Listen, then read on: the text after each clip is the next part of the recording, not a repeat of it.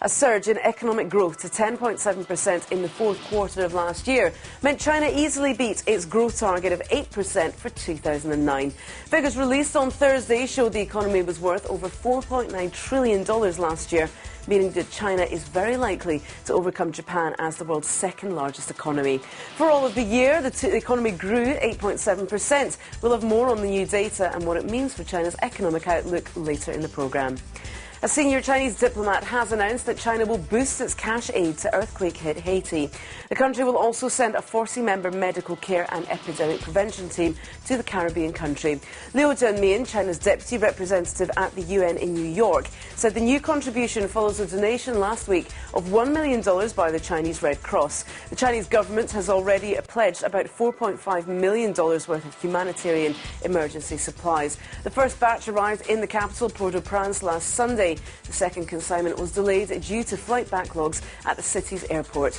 It's expected to arrive next week. A 60-member emergency rescue team sent by the Chinese government has been on the ground in Haiti since the day after the disaster struck.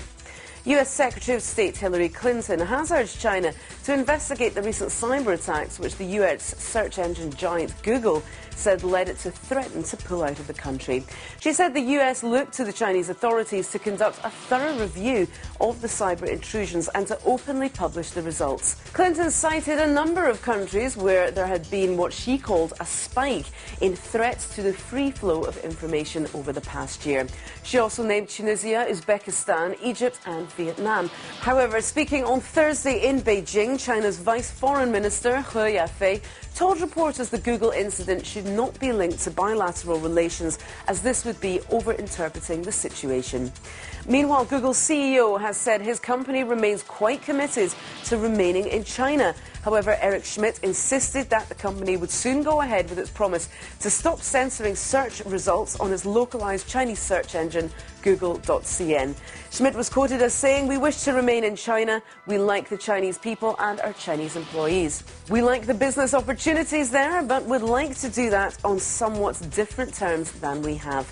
He said the company was in conversation with the Chinese authorities and that Google's business in China remains currently unchanged. Chinese soccer has been rocked again over corruption allegations. Top officials from the sport's ruling body are under investigation amid a nationwide clampdown on gambling and match fixing. Nan Yong, vice president of the Chinese Football Association, the CFA, was taken in for questioning over the weekend. Meanwhile, Yang Yumin, another CFA vice president, and Zhang Jiantiang, the women's soccer chief who was in charge of refereeing, are also helping police with their inquiries. Jia Qiuquan, former head coach of the National Olympic team, was questioned last week. The investigation is the most high-profile since a campaign began last August to eradicate gambling and match-fixing in this troubled sport. So far, more than 100 current and former players, coaches, referees, club officials and industry insiders have been questioned. China's Premier Wen Jiabao is the most influential leader shaping global politics in 2010. That's according to a list drawn up by a leading New York-based think tank. The Eurasia Group attributed Wen's ranking to a success in guiding China through the worst of the economic crisis last year. Wen is followed on the Leaders to Watch in 2010 list by US President Barack Obama, Ichiro Ozawa, former president of the Democratic Party of Japan, David Cameron, leader of Britain's opposition Conservative Party, and Brazilian President Luiz Inácio Lula da Silva. China's Anti-Pornography and Anti-Illegal Publications Office said that from December to mid-January, it received more than 90,000 tip-offs about porn websites.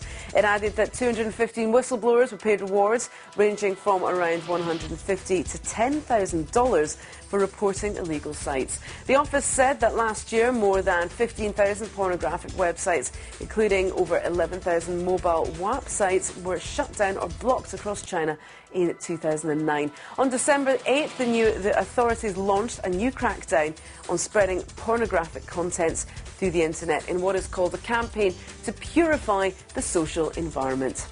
And that's the BON News headlines for now, but we'll be back with more news after this.